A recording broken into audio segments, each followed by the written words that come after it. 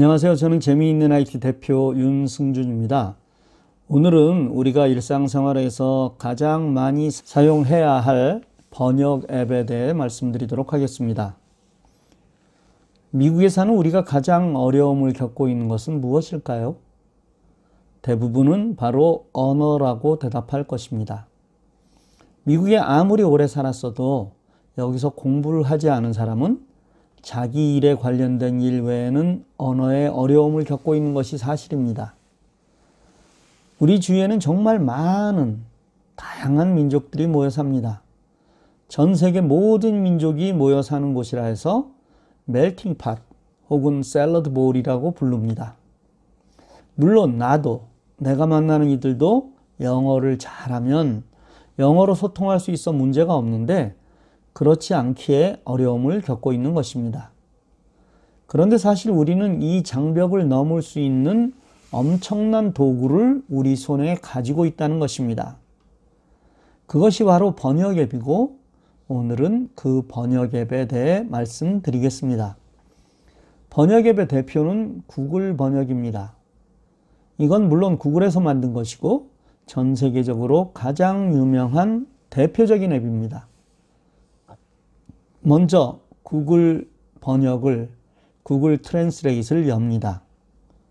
앱이 어디에 있는지 모를 때 혹은 앱이 설치되어 있는지 확실치 않을 때는 플레이스토어에서 앱을 찾아봅니다. 만약 설치되어 있다면 열기, 오픈이라고 나올 것이고 설치되어 있지 않으면 설치, 인스톨이라고 나올 것입니다. 자, 구글 번역 앱을 열면 화면에는 한국어, 영어 이렇게 되어 있을 것입니다. 즉, 한국어로 입력하면 영어로 번역해 주겠다는 의미입니다. 영어와 한국어의 순서를 바꾸려면 가운데 스위치 기호를 누르면 됩니다. 먼저 제일 우측에 있는 음성을 설명하겠습니다. 음성을 누르면 마이크가 활성화됩니다. 즉, 한국어로 말하는 것이 준비된 상태입니다. 여기서 말을 하면 됩니다. 말이 끝나면 이것이 영어로 번역된 문장이 나옵니다. 이 문장의 아랫부분에 있는 문서 같은 기호는 복사하는 것입니다. 이 내용을 공유하려면 아랫부분의 빨래판을 누르면 됩니다. 번역된 내용을 소리로 들으려면 번역된 문장의 왼편 위쪽에 있는 스피커를 누르면 됩니다. 쉽죠? 다음은 오른쪽에서 두 번째인 대화입니다. 이것은 문자 그대로 대화를 나눌 때 사용하는 것입니다. 대화를 누르면 아랫부분에 두 가지 언어가 나오고 가운데 자동이라고 표시되어 있습니다. 이 자동을 누르면 두 언어를 모두 알아듣습니다. 즉, 한국어로 말하면 영어로 번역하고 영어로 말하면 한국어로 번역하여 음성으로 들려줍니다. 내가 먼저 한국어로 말하고 상대에게 들려주고 상대가 영어로 말하면 내게 한글로 들려주고 이런 식으로 사용하면 됩니다.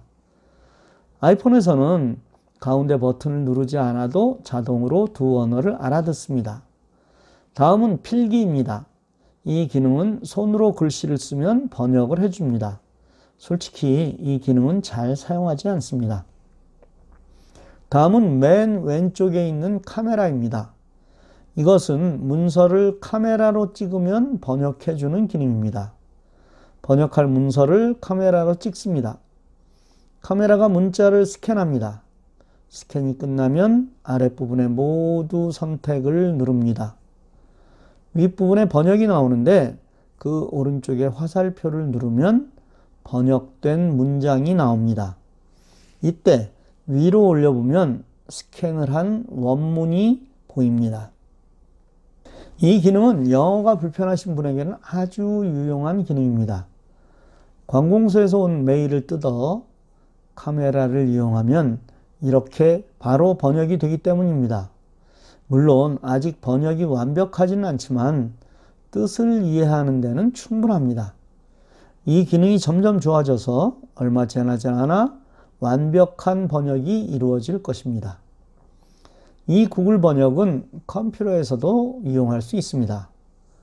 크롬으로 인터넷에 들어가셔서 구글닷컴을 실행하면 나오는 바둑판 속에 번역이 있습니다. 사용 방법은 아주 간단하기에 여기서 설명은 생략하겠습니다. 번역 앱 중에 또 많이 사용하는 것이 네이버에서 만든 파파고입니다. 이 파파고는 구글 번역보다 더 단순합니다. 화면의 아랫부분에 세 가지 그림이 나오는데 첫 번째는 음성이고 두 번째는 대화, 세 번째는 카메라입니다. 사용 방법은 구글 번역과 같습니다. 이 파파고가 더 자연스러운 번역이라는 분들이 많습니다. 이 파파고의 특징은 한국말로 번역할 때 존댓말 기능이 있다는 것입니다. 이것은 외국인들에게 아주 좋은 기능입니다. 또 다른 번역이 카카오 번역입니다. 이 카카오 번역은 앱이 아니라 플러스 친구입니다. 앱으로 나온다는 소문이 무성했는데 아직은 플러스 친구에 있습니다. 사용 방법은 카카오톡을 엽니다. 친구 메뉴에서 돋보기를 누르고 카카오 번역이라고 입력합니다. 우측 친구 추가 버튼을 누르면 친구가 됩니다. 번역하려고 하면 번역을 원하는 문장을 작성해 전송을 해주면 친구가 번역해서 문장을 내게 보내줍니다. 그리고 아랫부분에 음성 듣기라는 것이 있습니다. 이것을 누르면 번역한 문장을 음성으로 보내주는데 파일로 보내줍니다. 이 파일을 누르면 소리가 납니다. 이 파일은 다른 용도로 사용이 아주 편합니다. 즉, 내가 다른 언어로 녹음한 것처럼 사용할 수 있습니다. 카카오 번역에는 사용 가능한 언어가 아직 많지 않습니다.